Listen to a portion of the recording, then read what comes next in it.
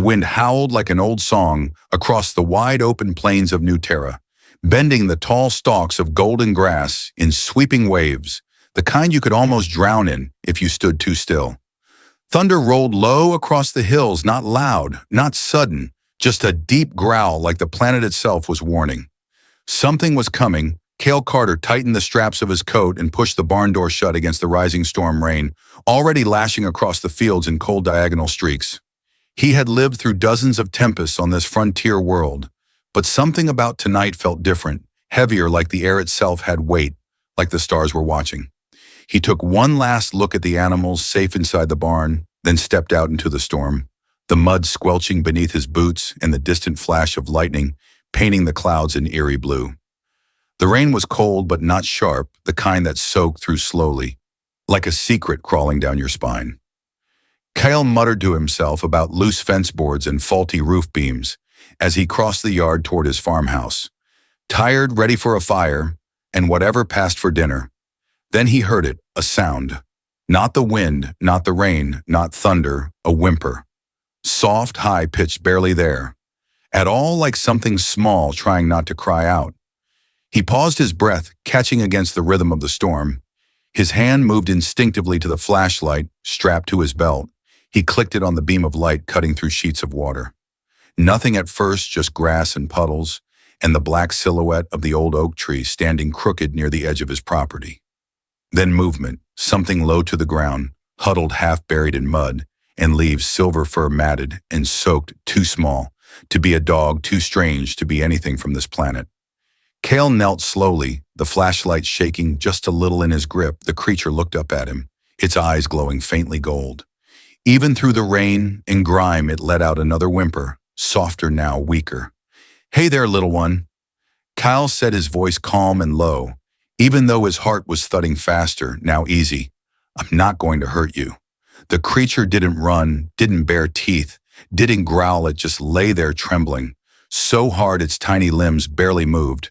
Cale took off his coat, wrapped the creature gently in the dry inner lining. It felt warm for something so cold to the touch, and heavier than it looked, like it was made of more than just bone and fur. He cradled it close to his chest, shielding it from the worst of the rain as he trudged back to the house, each step sinking into the soaked earth, his flashlight bouncing with each breath. Inside the farmhouse, the fire was still going low and steady. Cale laid the bundle near the hearth, then fetched towels and a warm bowl of milk from the kitchen. He worked quietly, drying the creature bit by bit. The silver fur glimmered strangely in the firelight, not just shiny but alive, like it held light within it.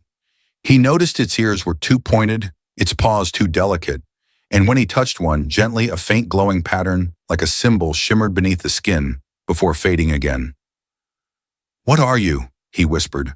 The creature curled tighter but didn't move away. Cale placed the bowl beside it, the milk steaming softly. The little thing sniffed hesitantly, then began to drink slowly, still shivering, but less now.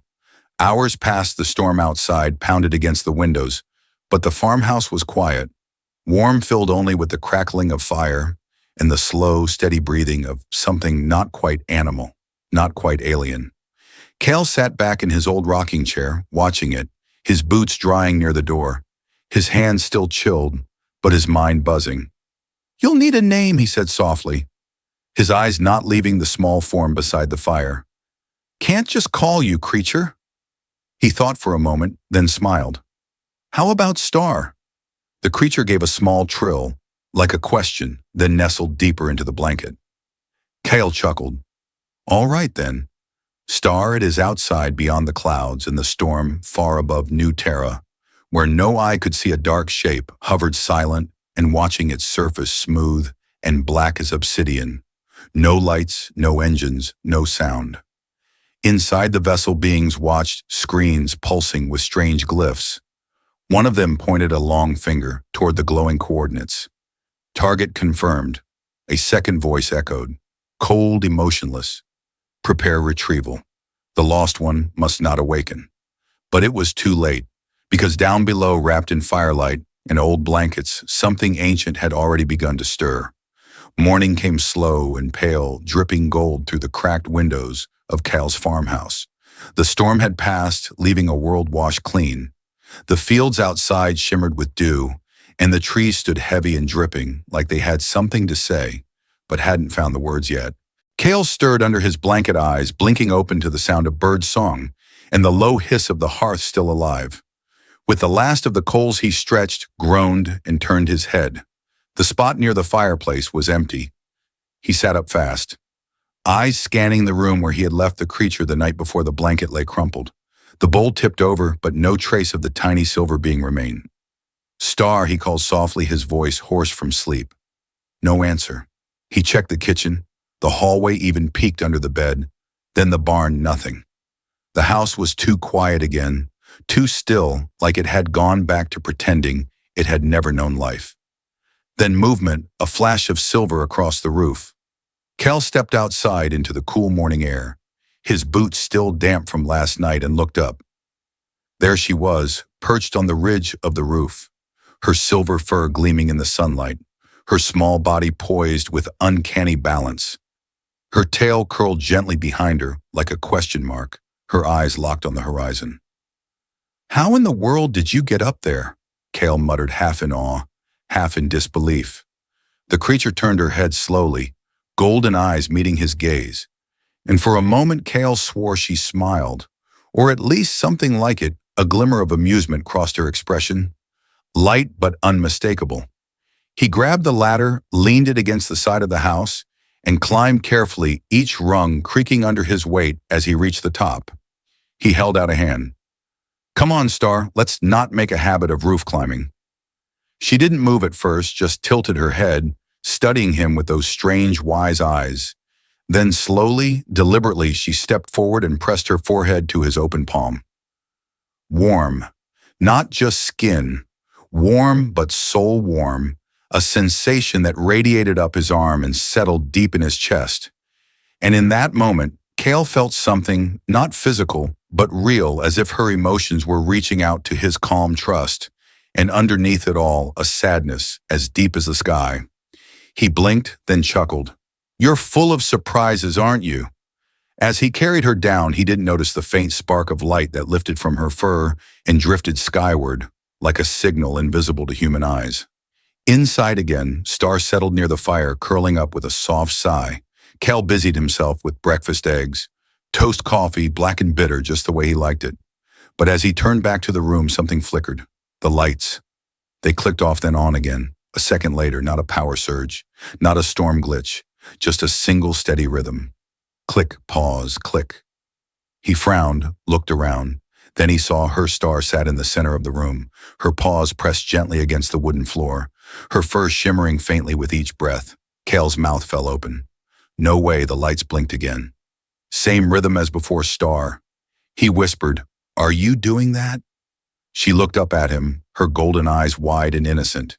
Then without a sound, a spoon lifted gently from the table, hovered, spun once in the air and dropped with a soft clink. Cal stumbled back, tripping over the rug, landing hard on the floor. "You're definitely not a forest animal," he breathed. She whimpered a soft, low sound, her ears drooping a little, her expression almost guilty. Cal sat up slowly, his hands raised as if calming a skittish animal. Hey, it's okay, I'm not mad. Just surprised, I mean really, really surprised." Star stepped closer, pressing her head to his knee. A gesture so simple it broke through the last wall of disbelief. Kale smiled, reached out and scratched gently behind her ear. "You're safe here no matter what." Outside in the trees, shadowy figures moved like smoke, armor cloaked in darkness, helmets glowing faint blue as they scanned the farmhouse from a distance. One of them spoke in a sharp, cold tone. "Signal confirmed. The lost one is active." Another taller voice responded, "Prepare extraction, eliminate the human."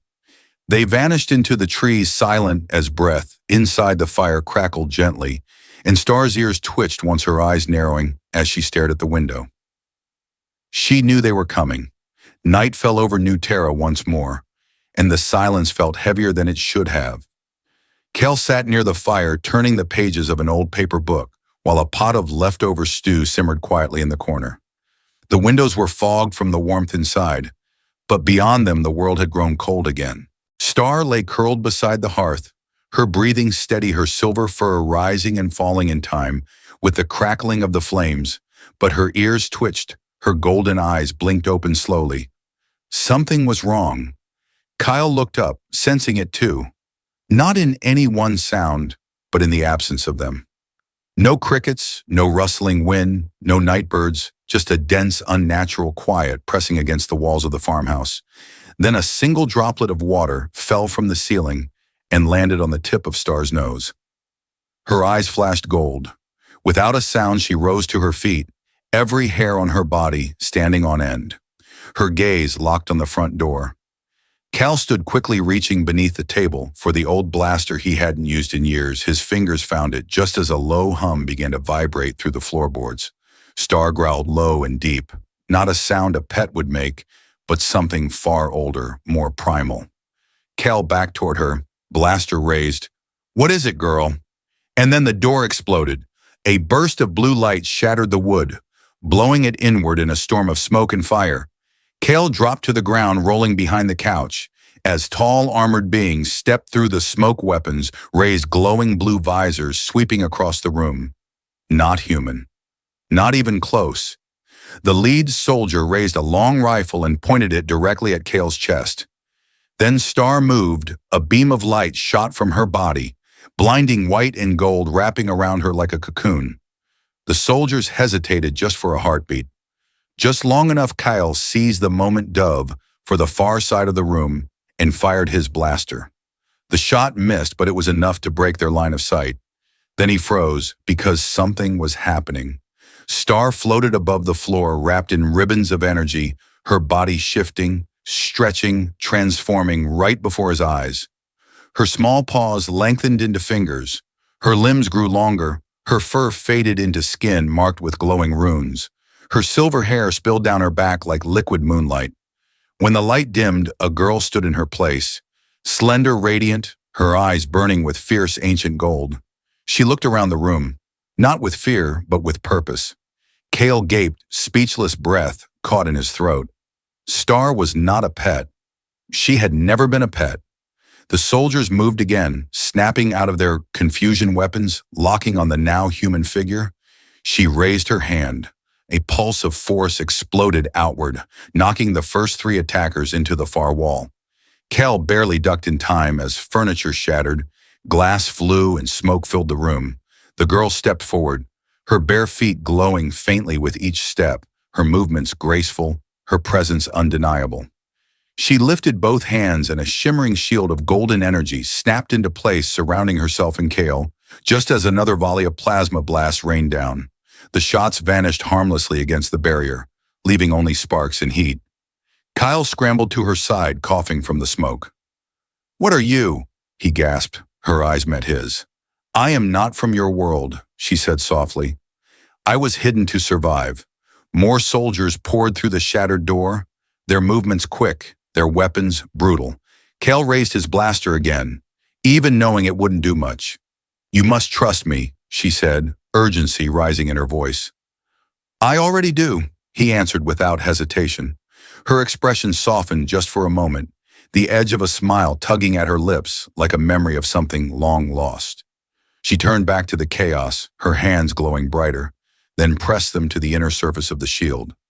A surge of light radiated outward, and the room began to bend, twist, reality folding like fabric around them. Cale shut his eyes against the disorienting brightness. When he opened them again, the farmhouse was gone. They stood in the forest under silver starlight, the twin moons of New Terra glowing overhead, mist curling around their feet.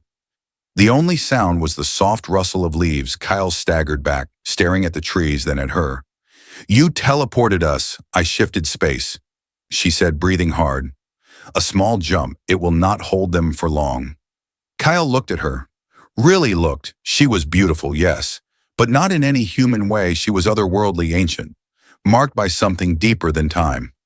Her silver hair drifted on a breeze that was not there. Her skin shimmered with strange patterns, alive and glowing. "You're not just an alien," Cale said slowly. She nodded. "I was once called Nira, princess of the Solari," and above them the night whispered with the movement of ships' engines, purring in the blackness beyond the sky. The hunt had begun, but the lost one had awakened, and she was not alone anymore. The forest was thick with silence, not the natural kind, but the heavy kind, the kind that wrapped around Kyle and Nira like a warning. The air still misty, the silver leaves overhead catching the light of the twin moons and scattering it like shards of glass. They had stopped to rest at the edge of a narrow ravine, a place hidden by roots and old stone. Cal leaned against a tree, his chest rising and falling with effort, the old blaster still warm in his grip, but useless. Now they had no plan, no destination, just distance between them and the burning ruins of his home.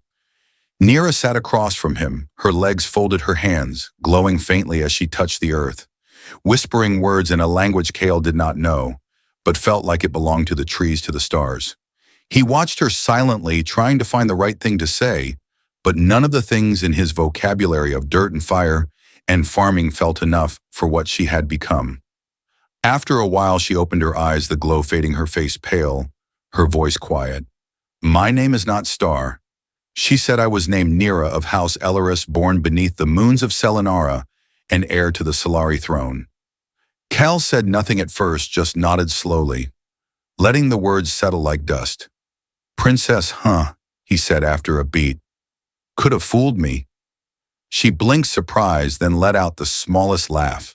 A sound fragile and real. "I was supposed to lead a world of light and healing," she said softly. "But when the Zarian Dominion came, they burned the sky. They took our oceans and harvested our minds. They couldn't break our bodies, so they tried to erase our spirit." Her voice trembled for the first time. "My parents, the High Sovereigns, bound me to a shell, a form small enough to escape a transformation, locked by a seal that only pure kindness could break." Cale shifted his weight, brow furrowed. "You mean me?" "Yes," Nira whispered. "When you gave without asking. When you held me without fear, something inside me remembered who I was."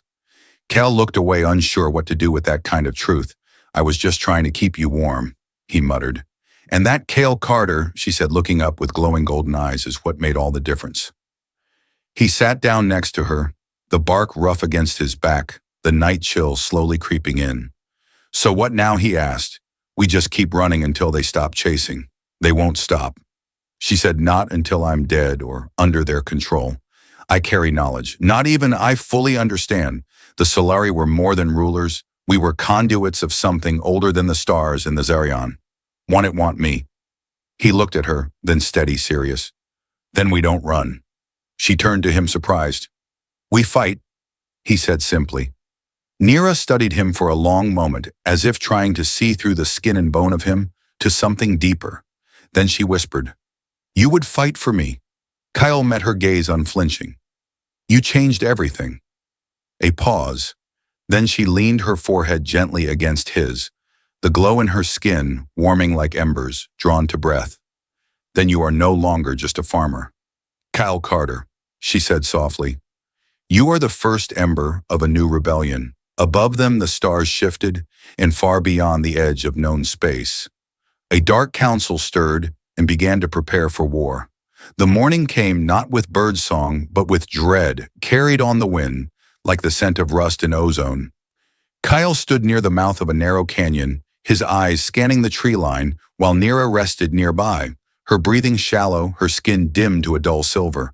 She was growing weaker, not from wounds, but from what she called soul burn, the result of shifting space too fast.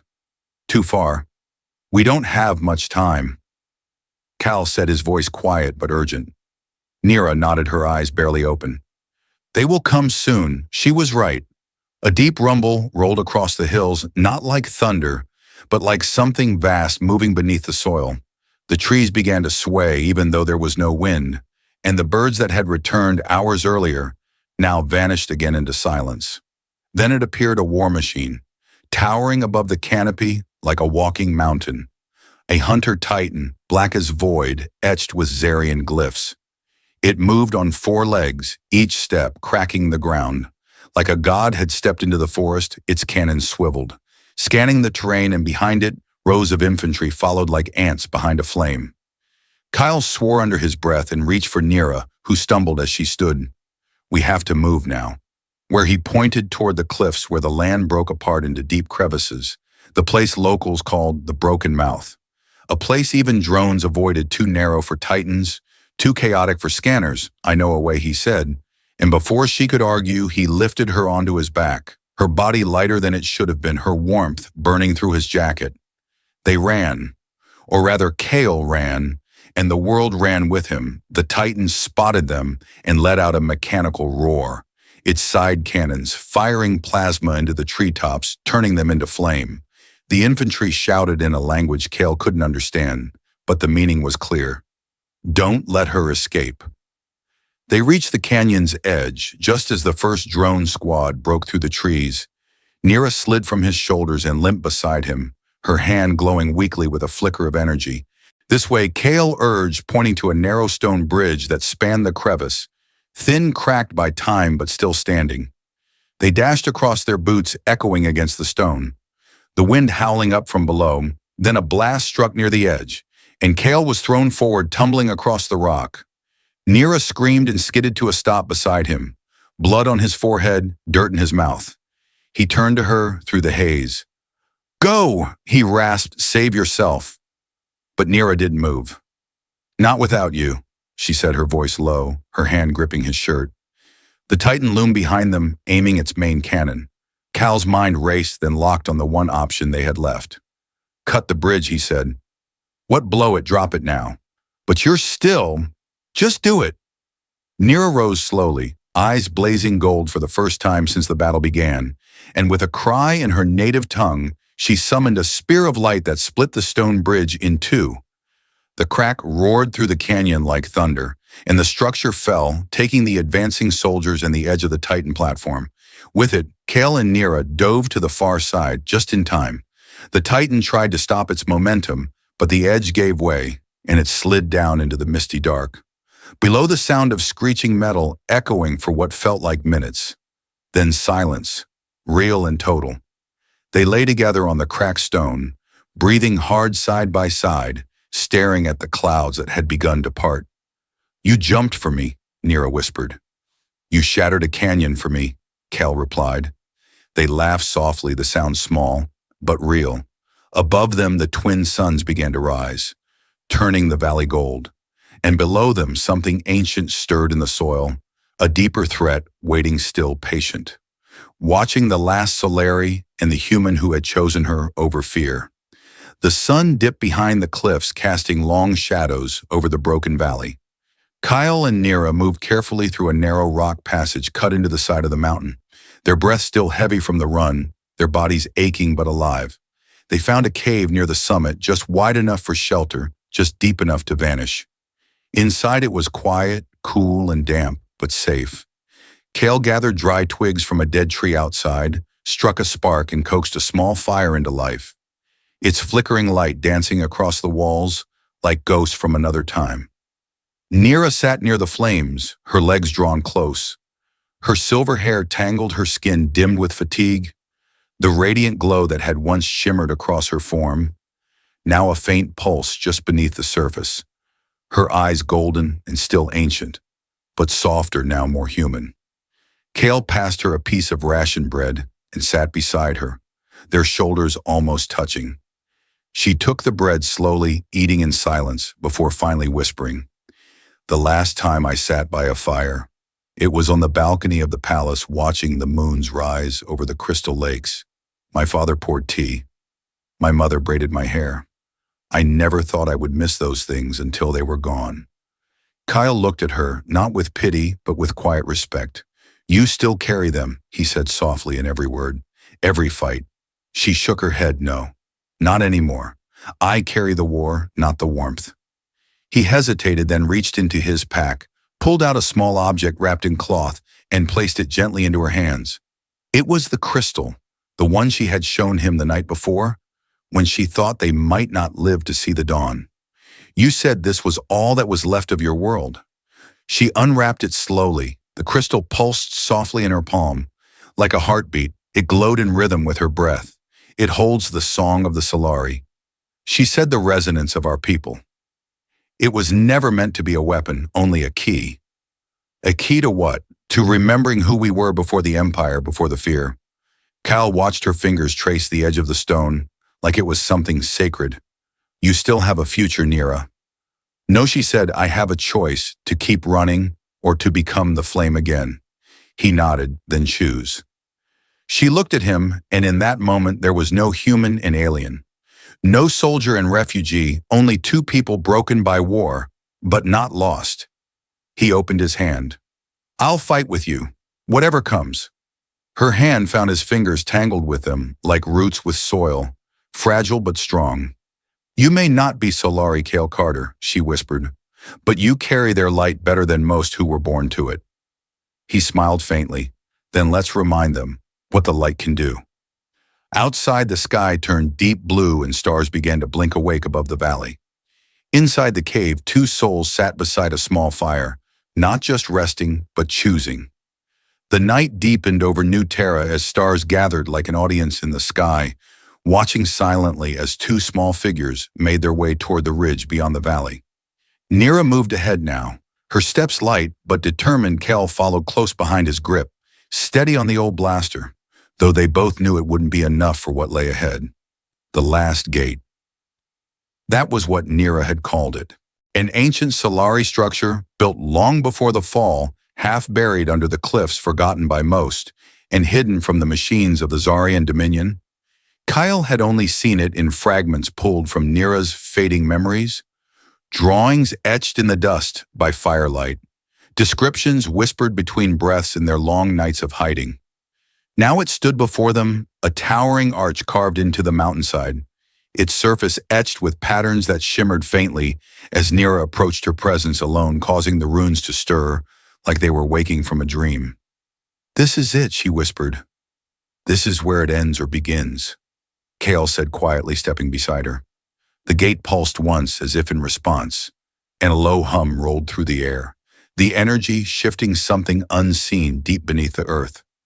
They had little time far behind them. Engines screamed across the sky.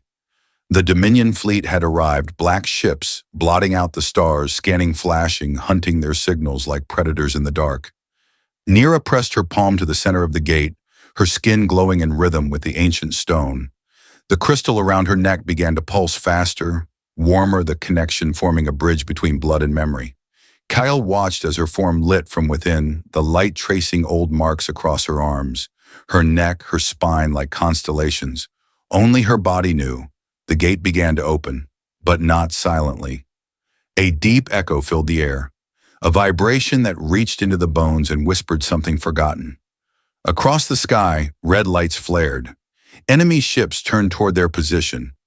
Dropships peeled from the larger crafts, like insects spilling toward light. They found us, Kale said grimly. Let them, she replied, her voice steady, her eyes alight. She turned to him, the wind catching her silver hair, fire dancing in her golden eyes. If we fall here, let it be where the light was born again. Cal reached for her hand and she took it without hesitation. Then they came, black-armored, soldiers rained down around them, forming a ring of steel and fire. Weapons raised voices, cold and mechanical. Nira Ilaris, surrender, the voice crackled. You are outnumbered and outgunned, I know, she said. Then surrender. No, a moment passed, then everything moved at once.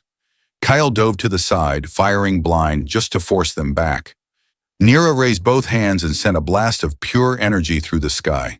Not destructive, but radiant, a flare. Not of war, but of truth. It hit the gate, and the arch ignited a wave of gold light rippling outward. Some soldiers faltered, blinded, others surged forward. Kyle fought with everything he had, the blaster burning in his grip, the sound of plasma cutting through air.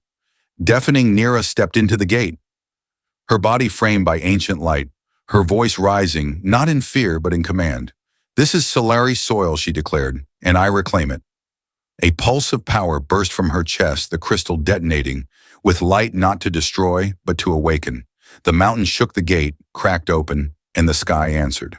From above, a new ship descended, small, rusty but fast earth, made a resistance signal painted across its hull. Cal turned toward it, his eyes wide. Reinforcements. No, Nira said, hope.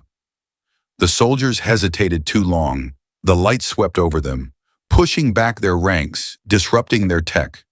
Turning scanners to static, Kyle ran to Nira as she staggered, her strength fading the gate, now fully open behind her, glowing like a rising sun. "We have to go now," he said. She nodded, and together they stepped through.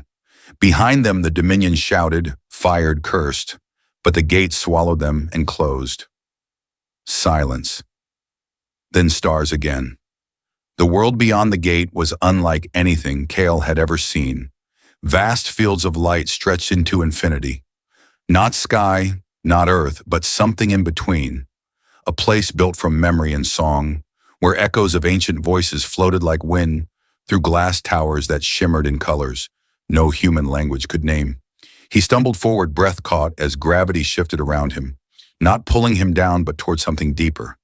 Nira stood at the center of it all, her silver hair weightless, her eyes glowing softly. Her body no longer dimmed, but fully alight, her presence woven into this place, as if she belonged to it, and it to her. "This is the Solari Heartland," she said, not looking at him, "a pocket of memory, a fragment of what we lost when the Dominion burned our world. It survived because we believed something should." Kale stepped beside her, unsure what to say. So he said the only thing that felt real, "You brought it back." "No," she whispered, "you did." The place pulsed once, as if agreeing, then began to fade. Not in destruction, but in choice. The towers dimming the lights, softening as if the dream had served its purpose and was ready to rest again. The gate behind them cracked open again, revealing a sky now blue and clear. New Terra beneath it, scarred but still turning, the Dominion fleet retreating, broken, disoriented, scattered by resistant ships that now blinked like stars across the horizon. Cal turned to her. "It's time," he said softly. Nira looked down at her hands, the patterns fading from her skin, her glow retreating into something quieter, more human. "This place had offered me something I thought I would never feel again, a chance to become who I was meant to be, not what they made me." She reached for his hand, "But I choose to stay, not as a princess, not as a weapon, but as someone learning to live." They stepped through the gate together, and the light closed behind them, one final breath of stardust before it vanished. Weeks passed, then months. The farmhouse was rebuilt, beam by beam, wall by wall, but with changes. Now a second chair by the fire. 2 cups on the table, garden rows planted with strange glowing herbs that hummed softly in moonlight. Kale still rose early, fed the animals, fixed the fences. But now he was never alone. Nira moved through the fields beside him, her hands in the soil, her voice humming songs from stars long forgotten. Sometimes she would pause, eyes distant, as if listening for echoes beyond the sky. But always she came back. One evening they stood together, watching the horizon as the twin suns dipped low, turning the fields gold and violet. Cal held her hand tightly and asked quietly, "Do you ever regret staying?" Nira looked at him, her expression calm and full of light. "No, because when the stars offered me eternity, I chose you. If someone fell from the stars into your arms, would you let them go or fight to give them a home? Share your thoughts below and tell us what you would choose if you were in Cal's place."